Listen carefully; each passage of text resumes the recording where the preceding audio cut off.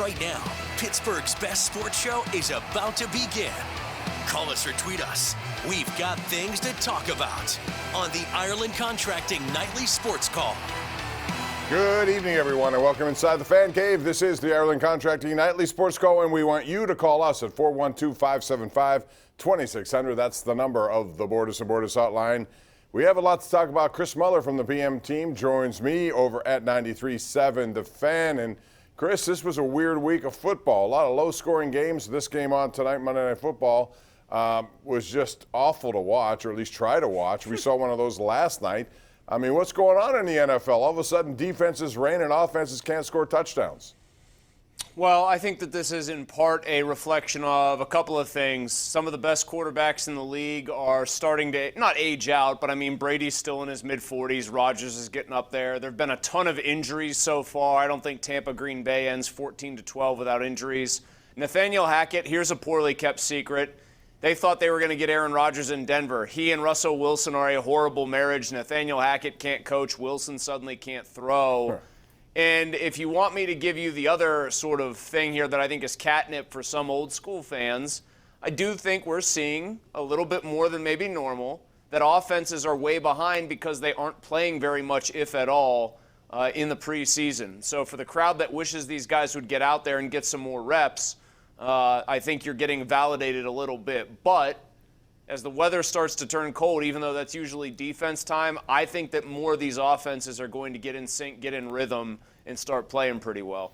Yeah, I also think it may play into how the Steelers are trying to operate, which is a very cautious mentality. Don't make mistakes, be in the game. You know it's going to come down to the final possession or whatever. That seems the way a lot of teams are doing it. And if that's the case, I still don't like it because you can't score what they've scored and expect to win football games. They got the Jets coming into town. This is something that can certainly help them out because the Jets are not a good football team, although Zach Wilson is expected to return.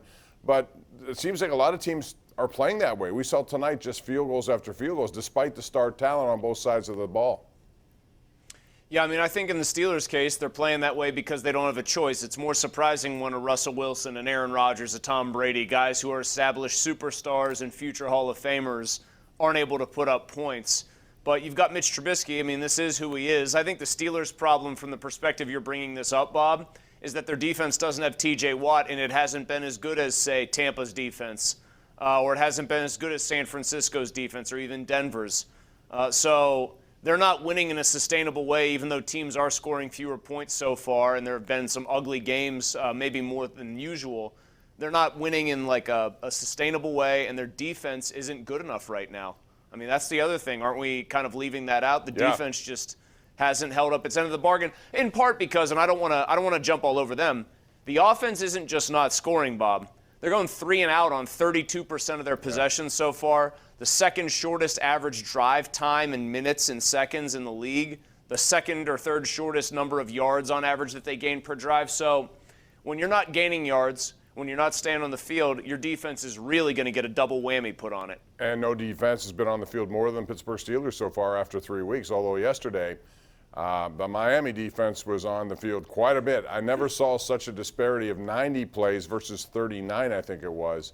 I mean, Chris, all the numbers in that game indicated to me that Buffalo should have won that game, but I give Miami's defense credit, even though Buffalo went on a long drive. They stopped them and held them to 3, albeit after a drop touchdown pass.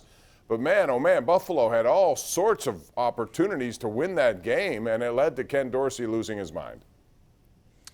Yeah, I mean, Dorsey, that's to me hilarious, childish, whatever. Somebody covering the camera because they didn't want to see Ken Dorsey's temper tantrum or didn't want it to get out anymore is very funny to me.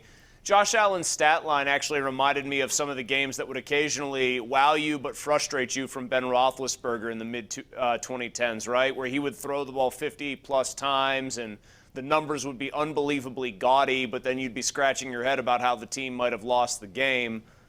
Buffalo, I think, just came into a tough situation. 90-degree temperatures, 100-degree real feels. That's Miami's inherent advantage there.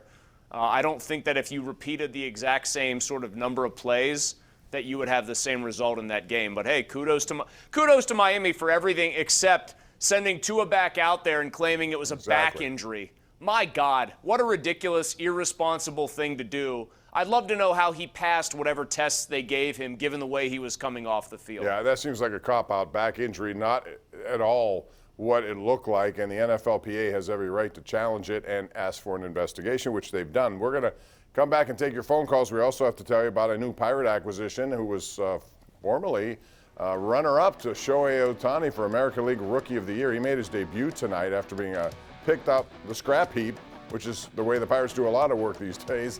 But maybe this is going to be something good for them. We'll find out, and we will get your opinions coming up. This is the Ireland Contracting Nightly Sports Call.